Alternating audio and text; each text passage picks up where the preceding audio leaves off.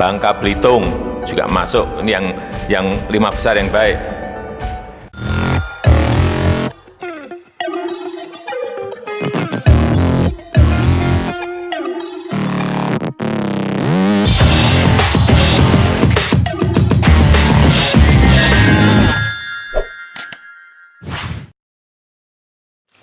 Pertama-tama saya ingin mengucapkan terima kasih atas kehadirannya dalam situasi pandemi saat ini.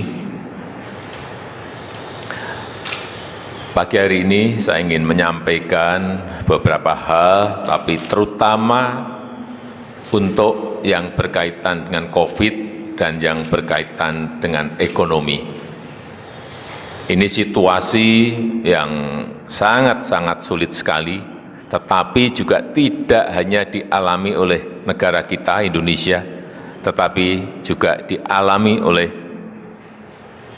215 negara di dunia. Supaya diketahui, di kondisinya hampir-hampir sama dan negara lain justru lebih parah dari yang kita alami di Indonesia. Saya setiap hari mendapatkan briefing seperti ini, angka-angka dari Kementerian Luar Negeri yang mengabarkan kondisi-kondisi di dunia seperti apa. Ini kasus tertinggi untuk COVID misalnya. Pagi tadi ini saya dapat Amerika Serikat sekarang sudah berada di angka 3,4 juta. 3,4 juta. Pada penduduknya 319 juta. Brasil 1,8 juta yang positif COVID.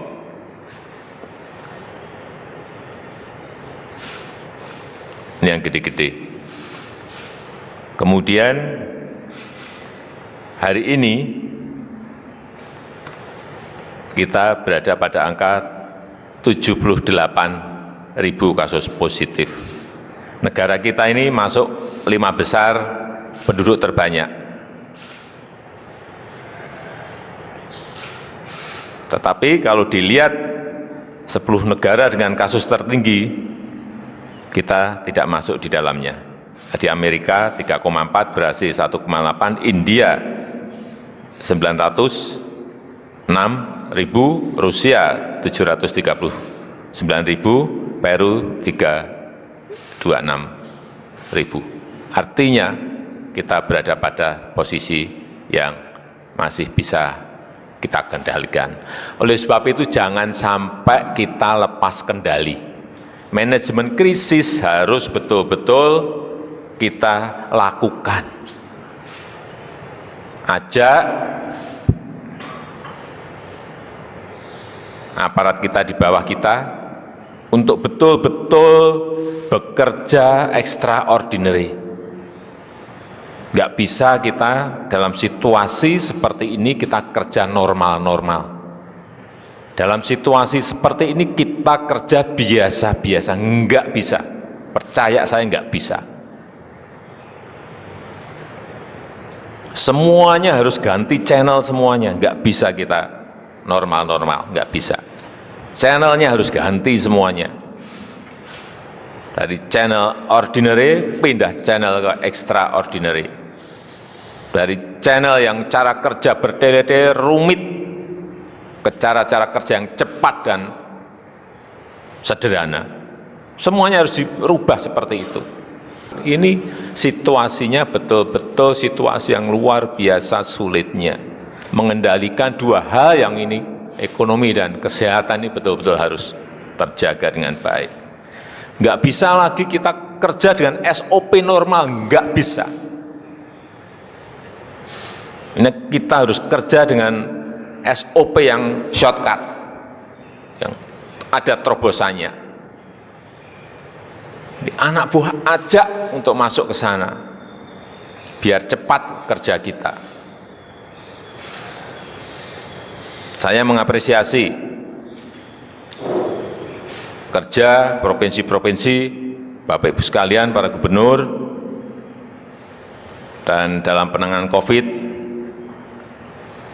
ini dari seluruh parameter yang kita miliki, memang DIY yang paling baik. Pak Wagub, Bangka Belitung juga masuk, ini yang 5 besar yang baik. Bangka Belitung, Pak Gub. Aceh juga masuk, yang 3. Sumbar juga masuk, Sumbar, dan Gorontalo, ini dengan parameter-parameter yang dimiliki oleh gugus tugas pusat. Tapi yang lain saya lihat juga pengendaliannya baik. Saya tadi baru berbicara misalnya dengan Pak Gubernur Mandacan, Papua Barat, pengendaliannya yang sembuh banyak dan yang meninggal 4 ini. Yang sekarang ini target dunia itu sekarang bagaimana menekan angka kematian. Yang kedua, bagaimana tingkat kesembuhannya setinggi-tingginya. 2 ini yang sekarang dikejar oleh negara-negara di dunia. Karena mengendalikan COVID-nya, kasus positifnya sangat sulit, penekanannya ada di 2 hal itu.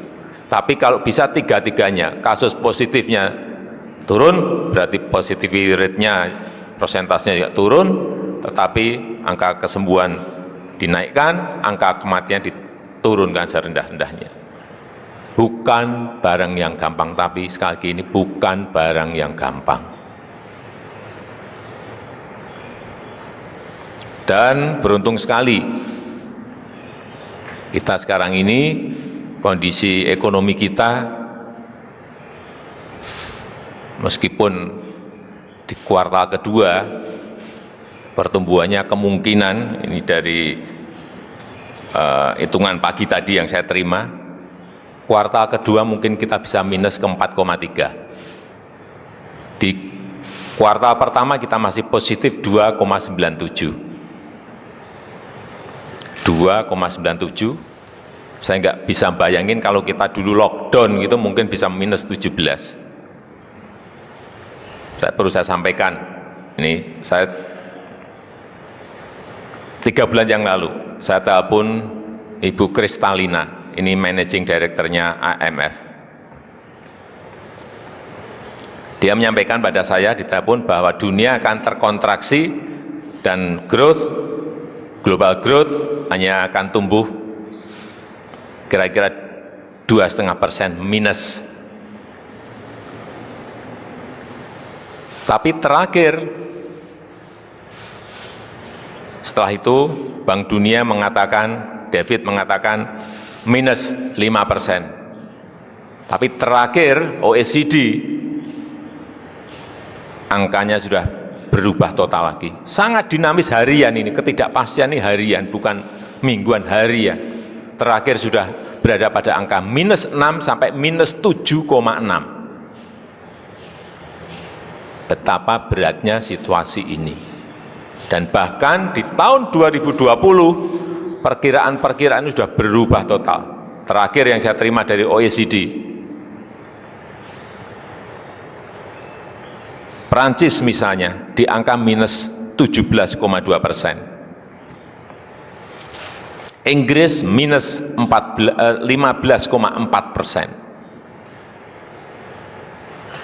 Jerman minus 11,2%. Amerika minus 9,7%. Minus semuanya.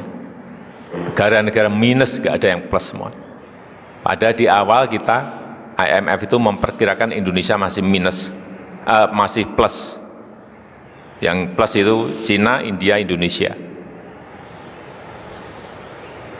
Oleh sebab itu, saya minta kepada para gubernur agar rem dan gasnya ini diatur betul. Jangan sampai tidak terkendali. Nggak bisa kita ngegas yang hanya ekonomi aja, nggak bisa. Nggak COVID-nya juga nanti malah naik kemana-mana, nggak bisa. Dua-duanya ini harus betul-betul di gas dan remnya diatur betul. Semuanya terkendali semuanya. Oleh sebab itu, semester kedua, terutama di kuartal ketiga, kita harus berani berbuat sesuatu untuk ini diungkit ke atas lagi. Momentumnya adalah di bulan Juli, Agustus, dan September. Kuartal ketiga, momentumnya ada di situ. Kalau kita nggak bisa mengungkit di kuartal ketiga, jangan berharap kuartal keempat akan bisa. Udah, harapan kita hanya ada di kuartal ketiga. Juli, Agustus, dan September.